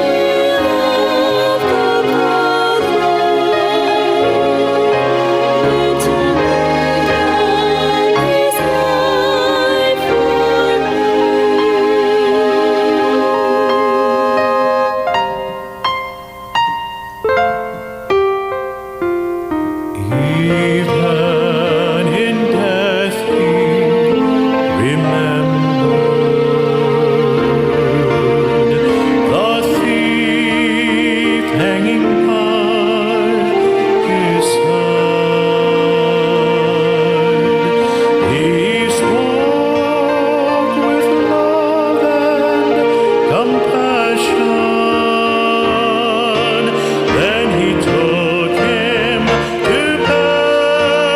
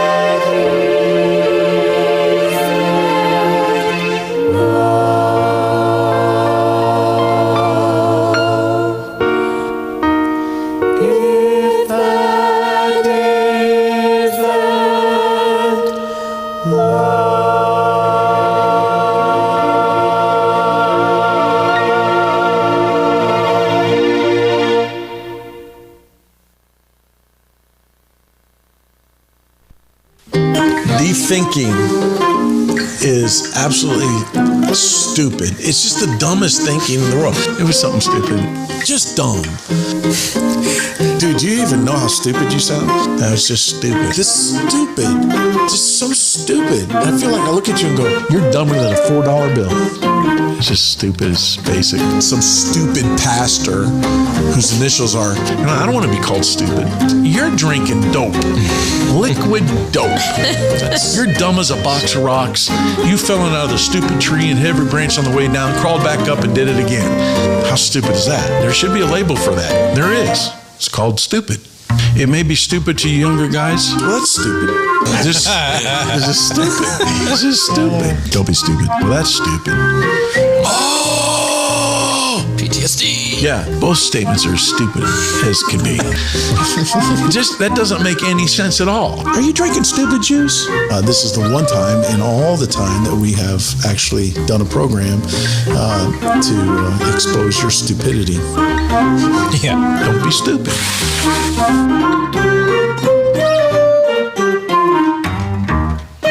Don't be stupid. I love this segment. It really offers a way to address some issues that an older preacher may observe in the younger generation and teach on the subject matter. Again, it's not meant to insult anyone, but when the older you get, the more you just really believe people are born with missing chromosomes or something. But today I want to talk about how to save money by learning to do things yourself. I can't tell you how many times young people say, I would do this, this, or this if I had the money. I can think about how many times we tried to raise money for different things around the church, whether it's camp or anything like that. And it's funny how nobody has money. And so we have to provide all of this fundraising craziness. And you try to figure out why people don't have money, because we grew up, our young marriage, we didn't have money, but we still were able to do so many things that we wanted to do. And I think the kids would testify they never felt for want. They never felt like they were living a poverty-stricken life. And one of the quickest ways to stretch your paycheck isn't by making more money. It's by learning to keep more of the money you already have. Mm-hmm. There are a lot of people trying to make more money, work more hours, get an extra job, and sometimes that's not the answer. The answer is stop the hemorrhaging of the money that you do have. There was a time when parents taught their children practical skills. They learned how to change their own oil, sew on a button, iron a shirt, patch a hole, cook a meal, or fix simple problems around the house. Those skills didn't just build confidence, they saved hundreds, even thousands of dollars over a lifetime. Today, many people pay someone else to do jobs they could easily do themselves. Every time you hire out a simple task, you're not just paying for the service, you're also paying for that person's knowledge and expertise. Now, there are certainly jobs that require a trained professional. I don't recommend you doing your own brain surgery. But there are countless everyday tasks that almost anyone can learn with very little effort in this day and age. Today I want to give you a few practical examples of simple skills that can save you money, make you more independent, and prepare you to take better care of your home, your vehicle, and your family. And I noticed the comments by Brother Combs talking about my Valvoline oil here. And I just wanted to mention, as a man, I can't tell you how many young men today, when they have vehicles and they never change their oil, they don't even know what they are the dipstick. I mean, they're dipsticks. They don't know they don't even know what a dipstick is. They thought it was a slang name their parents called them or their pastor called them, but they're just stupid and they don't know anything. When I grew up, you're popping the hood of vehicles, you're looking at everything, you're figuring out what a carburetor is, what an alternator is, what points are in a distributor. You're trying to figure all that stuff out, and it was just a cool thing. I mean, for a guy, it was a cool. How can you be a guy today and not be just awed by a car? But somehow America's done it, and maybe it's the invention of social media and the phone and games and stuff like that. Maybe it's, I don't know, it's sad. But nowadays people don't even know how to change their oil. So I thought I'd just run through it real quick. First of all, let me say, anything I say today, use it, please. But you can find it on the internet. That's the craziest thing. If you just Google oil change, you can put in your make, the model, the year of your vehicle. This is how absolutely silly this is that I'm even mentioning. This is so dumb. I feel so stupid. If you chat GPT it and give it all the information, it will talk to you like you're stupid. It will say, go to your car, look for the hood latch, pull the hood latch. It will take you all the way. If you can't find it, say, where is the hood latch? And it will tell you, because it knows your car. If you give it the make, model, you give the VIN, the serial number, whatever, and it will tell you step by step. It will tell you how many quarts of oil it takes to totally replace the oil in your car. It'll tell you what kind of filter, gives you the number. You can go to the auto parts store, stand in front of the different filters, and put in the brand name and ask. My car is a 1968 Austin Healey. What oil's best? With that car, that's what this is for. For that car, there's two different options. There's one, the old style was a filter that was clipped on, and a new style that's a conversion where the filter twists on. Anyway, so you have a pan on your engine, and it has a plug in it. You turn it counterclockwise, and make sure you have a oil collecting device underneath that before you pull it all the way out. It will drain. It will drain into that. Let it drain into that. Once it's completely drained, set your plug just off to the side. Let it just drip. Then you'll reach up or down, depending on your car and how much room there is, and you're going to want to remove that oil filter. This oil filter is not threatening, guys. This doesn't take, you don't have to have a degree to do this, okay? It's just simply, there's a threaded area right here, and when you twist it off, you'll find there's a nipple there that it twists off of that's threaded, and you throw the other one away. Now, oil will come out of that, so make sure your oil catching unit is far enough to the right where your oil filter's at, and it will drain down there. You pull it off and set it inside of there, and just then push it off to the side. The new one, you're going to fill the filter up with oil. You fill it to the top. Then you're going to take a little bit of that oil and you're going to go like this, rub it around, and get that rubber seal that's right here with a little bit of oil on it. And you're going to put it on there and twist it righty-tighty, lefty-loosey, righty-tighty, lefty-loosey. Do you hear me, Ricardo? Righty-tighty, lefty-loosey. You take it off, lefty-loosey, tighten, put it on, righty-tighty. And you tighten it all the way up, and then you give it a good hard twist. Really don't need any specialty tools. But in some cases, like in Ricardo's or Damon's, the oil has never been changed. So the filter is seated on there really, really good. To get it off, you want to go to the auto parts store and buy an oil wrench. They make different kinds. Some fit on that ridged area right there. It's cut out and it just sits on there, and you take a ratchet and you turn it to the left and it pops it off. Or there's a strap kind that you just squeeze it. Once you put it around, you squeeze it and then you turn it to the left and it will. But if you're poor like me, this is what I have done in the past. I've taken a Phillips head screwdriver, a longer one, but I've taken a Phillips head screwdriver and I've taken a hammer and I've knocked a hole in that thing while it's on the car. Knocked a hole in it. Don't do it down here towards the shaft because you don't want to mess up that threaded nipple that's right there. But do it right here. You can knock that right through there. You're not going to reuse that filter. Knock it all the way through, and then you've got a handle, and you can turn it left or right. That'll pull it right off. You pull it off, pull that out, throw that away, put the new one on, fill it first. Oil. My car that this is for, this is what it calls for. It's the best thing for it, whatever. And because of the age, you can do all that research on Google. You can do it on ChatGPT. You can watch videos on YouTube. Just punch the information in of what you do know about your car, and it will come up. Then this gets poured into the top part of your engine, and your valve cover, there should be, depending on the year of the car, an oil opening there. You pull that top off there. Do not put oil in your radiator. Do not put radiator fluid in your oil. Make sure before you do this, you put your finger down in the hole and make sure it's oil. If it comes out green and really watery, that's the radiator. It's a radiator, okay? So you want it oily. So you pop that open, you get a funnel. You always want to have a funnel, decent sized funnel, where you can pour that into the funnel and goes down and it doesn't leak all over your engine, okay? But even if you don't have a funnel, you could take a piece of paper, roll it up into a cone, a piece of cardboard, roll it up into a cone.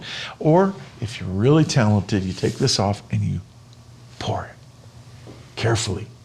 Amen. And get done, put the oil cap back on. This is called a rag, guys. It's a rag. And then you just clean the top of that off. Wipe it off. If there's any oil in your engine on top of your valve cover, you just wipe that off. Keep it real looking nice. Everything's done. Go start your car. Let it run for a few minutes. Turn it off. Come back in 20 minutes. Pull your dipstick. If it's low, you top it off on the oil. You make sure it goes up to that mark on that dipstick. All right? So, look, I can do this myself for no more than $50. If you want to, you can go down and the cheapest oil changing rate will be around 80 to 120 bucks. Yeah. How much money, if you regularly take care of your car every 3,000 to 5,000, 6,000 miles and change your oil like you're supposed to in proper care for your vehicle, you're going to be saving all kinds of money. I mean, a good amount of money. Now, wives, what can a husband do with an extra $3,000, $4,000? Can we take you out to eat? Can we date you? Can we buy stuff for the kids? Can we buy needed stuff around the house? So you don't have to hear your husband say, I don't got no money. We got to get out of this. I've got to have Starbucks mood. Go make a cup of coffee and put some cream sugar in there. You'll be all right in generic foo-foo for a while. But when the kids leave the house, finances get better. They get better. And you'll find you'll be able to afford those nicer things. And do not believe that you're missing out on something because you can't have stuff right now. I've asked my wife to talk to the ladies on something very important to the household. It's critical, very important to the husbands to have a good marriage, and it's food. Go ahead. Well, I kind of made this so that either the guys or the girls hopefully will be helped. I'm going to take this off because it's echoing in my ears. First of all, make dinner. Amen. Make your own food. It's good preaching. Amen. It is. I just took a second while he was finishing up, and I went on my Walmart app and I looked at New York strip steak, and you can get a package of 2 nice size New York strip steaks for $14. And we always think steak is so expensive, and it is. But compare that to going and getting a McDonald's meal. Mm-hmm. Sure. Mm-hmm. You're going to pay $8, $9, more than More than that, that. $14. Yeah. for a meal. Yeah. You could literally go to Walmart and buy a nice steak For 2 people. for 2 people and take it home and cook it. So make dinner. If you are not experienced at cooking, like you guys up there, Don't be stupid. start simple. Simple means anything can pretty much Dollar menu. be cooked in a pan. There's no dollar so menu. if you have chicken breast, you have steak, you have burger, you have pork chops, you can literally Can we wrap this up? I'm getting hungry. you can literally put it in a pan on the stove with a little bit of oil and cook one side and flip it over and cook the other side, make sure it's cooked all the way through. And with salt and pepper, have a good meal. It doesn't take a lot of strange seasonings. I think a lot of times we think of cooking as being overwhelming. Like, I have to have 1,000 ingredients and a bunch of different spices, and I just don't even know where to start. Just But need a box of instant mashed potatoes. there you go. And so add water. Of course, if they're really cheap, you're going to have to add more stuff to them. But so to make a decent meal really only takes three main things most of the time. You need your meat, then you need your starchy things. So whether it's a mashed potato, rice, pasta, noodles, something like that, bread, and then a veggie. It's that simple. Now, as Courtney has tried to teach my son, the reason he thinks all vegetables either come out of a can, or because we were so poor, that's the only way we could get vegetables, was, 25 cents a can. So he literally grew up on Those canned days vegetables. are long gone. Right, I know. But if you want to be healthier, almost any vegetable can be cooked even in the oven. Like, you just mix it with a little bit of oil, spread it on a cookie sheet, throw it in the oven. Again, salt and pepper. Put it All on the like, guys are yawning right here. The women are like, yeah. But it's yeah. so easy. It's so easy. Even if you're making potatoes, you can microwave it for a few minutes, chop it up, put it in a pan and fry it. I mean, and if you would keep meat in the freezer, it's a little bit hard, I know, to go and buy a whole package of meat. It feels like you're spending a bunch of money. But if you break it up into pieces, put it in the freezer, then after church, you're starving. Instead of going to Freddy's through the drive-thru, you go home, and it literally takes you just a few minutes. You can throw whatever that is in the microwave for a minute or so, put it in a pan, and you can make yourself something that's way healthier. Talk about way feeding cheaper. a family. Okay, so for a family, one of the things I suggest that really helped someone, I don't remember where I learned it, but it really helped me, is plan maybe 2 or 3 nice dinners a week. Then you don't have to feel bad about the other days. You could be like, okay, we're going to have grilled cheese and tomato soup. I'm going to have hot dogs and beans one night. I'm going to have whatever. You'd have if you have a bigger family, you can't always have like a big dinner every night, and also the time. So do that. But then you're not going to feel bad because you have 2 or 3 nice dinners planned. So whether it's a spaghetti dinner or it's, chicken and rice baked in the oven, something a little bit more, It's good. maybe pot roast with, or pork chops, something like that. But you can't necessarily eat like that every night of the week. You'll number 1, time, number 2, money. So go ahead and plan. I think menus will really help you. If you've got a family, a menu will really help you. But don't feel bad. If you plan 2 or 3 nice meals, then your other meals can feel quick and you don't have to feel like, man, I'm just such a horrible mom. I'm not cooking a nice. You don't need to fix a Sunday dinner every night for dinner. You shouldn't get in the habit of that. I already said this, buy larger amounts, break it up. The bigger the family you are, the more when my kids were younger, we never ate chicken breast. I had to learn how to cook chicken breast practically after our kids left the house. Because that's an expensive way to feed your family. For the most part, I mean, you got little kids, maybe not, but once they get to where they're eating quite a bit. But you could buy a bag of leg quarters, yeah. And then you cut them up. And you have to cut them up. But it's so much cheaper. I mean, back when I was buying them, I could buy a bag for $7-something. I don't know what it is now, probably 12.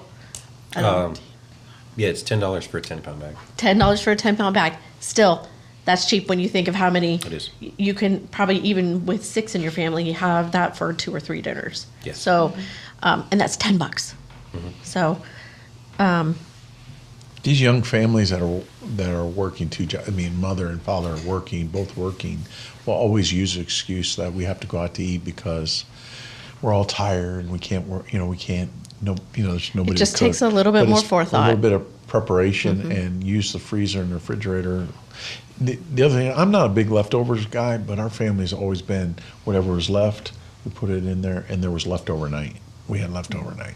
Yeah, all growing up, that's what we did. We would Sunday night after church would be leftover night, so we'd clean out the fridge every Sunday night after church, and everybody could pick the favorite things that they wanted, and it didn't mean I didn't have to clean out the refrigerator, and it wasn't going to waste. I know some families cook enough if their kids go to school and take their lunch, they cook enough so that they use the leftovers that way. So ultimately, I mean, everything she's giving, I know she could go on because she's got, I mean, honestly, I am not saying this because Jill is my wife. I'm saying this because I have never met anyone who has provided, we had a boys' home. We had 4 kids. I had visitors all the time. Sunday, we would invite them over. And my wife has just always been very successful in the area of food and management, and she always made our table look like we made thousands of dollars a day. I mean, just it was always neat. Places were set. You know, all our kids learned things through that, but she made my job easier. When we went to college, $20 a week is what I could afford to give her, and she went to Aldi's and fed us on $20 a week. And gradually, now she's up to $25 a week now. But honestly, never complained. She just didn't give me any heartache, and I feel like I'm where I'm at, and I have become successful because God gave me a woman who just embraced and paid attention when she was growing up and learned all of those things from her mom and anyone else, and then was brave enough to figure it out on her own. And it's so much easier now, like you were saying, with the changing the oil. If you just remember something somebody made that you thinks, like say you like meatloaf, and you know you're a guy or whatever, and you're like, I have no clue, how do I make meatloaf? And you Google it, and you look at several different ones, and you know. Makes it exciting because you can try different ones until you find the one you like. Yeah, and I've done that. Like he loves mac and cheese, and I've tried 2 or 3 different kinds. You know, one was total bomb; it was awful, made with Velveeta, and I thought it was going to be horrible. But he, saw the video of it and thought it would be great, and I'm like, ugh, and it was horrible. But then I found another one, and it was really good. So you never know. Mm-hmm. Sometimes you could. So, but saving money, and another big thing, I just got to throw this out there. This is not something you really have to do it. Well, I guess you do it yourself. Is stop using paper, like paper plates, paper napkins, paper towels. You can use washcloths. You don't even have to have parchment paper. I know it's shocking, but you can really make cookies right on a cookie sheet and wash it. You don't have to put aluminum foil down on before you cook everything. You can wash. You can let it soak, and you could cook. Now, if you have the money, yes, it's a time saver. It's great. But if you don't have the money, a little bit of elbow grease. Can we keep toilet paper, or you better keep the paper. You better keep the toilet paper. Okay. Baby wipes. And baby wipes, name brand. Yes. Hearing us talk about stuff like this is kind of like when I took that church in Brewster, and they were taking envelopes, opening them up, turning them inside out, and reusing them. That's and Depression era stuff. Yeah, it was Depression. They grew up in Depression, didn't have anything.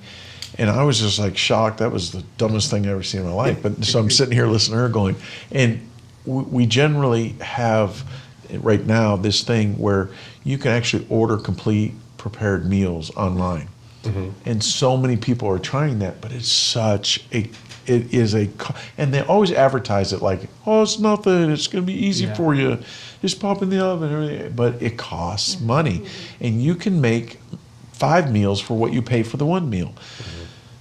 All I'm saying is here we are, Christians. When we say Christian, we want people to get saved. We want to be part of the ministry. We want to help give towards missions. We want to help in the bus ministry, and we're always complaining we don't have any money. But we need to take inventory of our life. If our own kids are not getting shoes and socks and clothes and things like that, you got to really stop and ask yourself, what are you doing with your money? And there's a way to live as a Christian that will impress the biggest CEOs. And that's one thing about our church. We passed it on. We take little areas and do big things with them. Every area of our ministry is being used almost every day of the week. That's the goal. And then our rooms are small, but we get the best use out of them. And that concept of doing that within your own home, don't buy a lot of junk and then put it in storage. It's just stupid. You're going to have storage places sitting there and you're paying monthly. You just sell the stuff. You can buy it again if you want it. There's just so many. I can't believe this next generation, how much money they're wasting and flushing down the toilet, all in the interest of being socially looked at as successful. So I just challenge you, don't be stupid when it comes to your finances. That's good. Fun. Anything else? It's good. Don't be stupid. Don't be stupid. All right. Well, that concludes our episode 5. Thank you for joining us, Pastor. Hey. Brother Peter and Brother JT. Hey. And everybody between, which is all the ladies today. Thank you for a great broadcast. Don't forget, you can find this broadcast, this episode, available anywhere you can get a podcast. You can find it also on YouTube in video format as well. We're going to end with the song I Can't Quit by the Pulpit Echoes. We'll see everybody next week.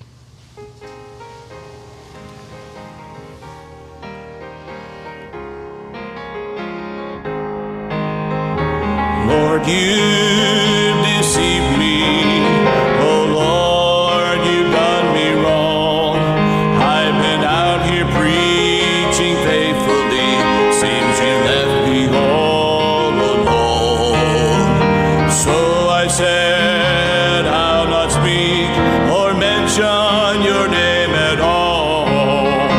But your word is like a fire burning in my bones, and I can't quit when there's a fire burning in my soul. Sometimes I want to lay it down. He gives me strength to carry on. I know while on this battlefield sometimes we'll face defeat, but I can't quit when there's a fire burning in me.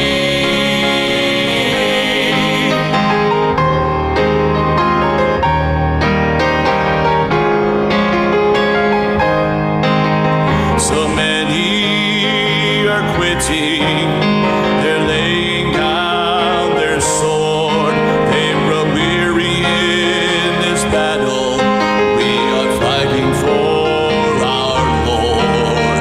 But when I think of what he did on the cross at Calvary, I take up the bloodstained banner and march with a redeemed. And I can't quit when there's a fire burning in my soul. Sometimes I want to lay it down. He gives me strength to carry on. I know while on this battlefield sometimes we'll face defeat, but I can't quit when there's a fire burning in me. And I can't quit when there's a fire burning in my soul. Sometimes I want to lay it down. He gives me strength to carry on. I know while on this battlefield sometimes we'll face defeat, but I can't quit when there's a fire burning in me. No, I can't quit when there's a fire burning in me. Burning in me.